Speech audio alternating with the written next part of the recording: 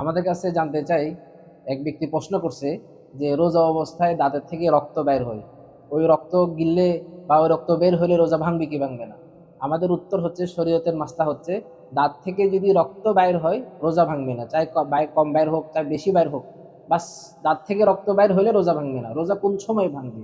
রক্তটা ভিতরে যেতে হবে, গলার নিচ থেকে যেতে হবে, তখন রোজা ভাঙবে। এখন গলার নিচে যাওয়ার পদ্ধতি কি? তো গলার নিচে যাওয়ার পদ্ধতি হচ্ছে যে আপনার ভিতরে, গলার ভিতরে রক্ত গেছেন, এটা অনুভব কেমনে করবেন?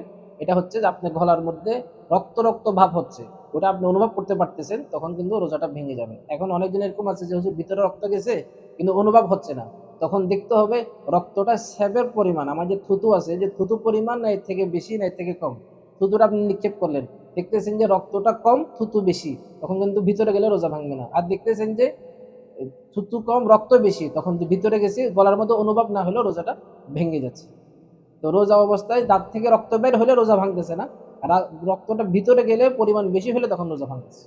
আবার অনেকজন এরকম আছেন যে ঘুম থেকে উঠছেন, থুতু নিক্ষেপ করতেছেন, দেখতেছেন থুতুর সাথে রক্ত আছে। যে থুতুর সাথে রক্ত আছে, এখন আপনি কেমনে জানেন যে ঘুমান্ত অবস্থায় পেটের মধ্যে রক্ত চলে গেছে কি যায়নি? ঘুমান্ত অবস্থায় পেটের মধ্যে রক্ত চলে গেলে ওটা কোনো সমস্যা নাই, কিন্তু উত্তম হচ্ছে পরবর্তীতে আপনি একটা রোজা রেখে দিয়েন। কিন্তু যখন জীবিত থাকবেন, যে সময় ঘুম থাকবেন না, তখন যদি মুখ থেকে রক্ত আপনি গিলি ফেলেন, পরিমাপ যদি বেশি হয়, তখন কিন্তু রোজাটা ভেঙে যাচ্ছে। মানে যাদের দাঁতের সমস্যা আছে, মেসোয়াক করলে দাঁতের মধ্যে একটু ঘষা দিলে রক্ত বের হচ্ছে, তারা একটু সতর্কতার সহিত রোজাটা রাখবেন। কারণ একটু জ্বর বেশি ঘষা দিলে কিন্তু রক্ত বের হচ্ছে, রক্ত বের হলে পরিমাপ বেশি হলে কিন্তু রোজাটা ভেঙে যাচ্ছে, ভিতরে চলে গেলে। যেন বারবার থুতে ফেলে রক্তগুলোকে বের করে ফেলে দিবে।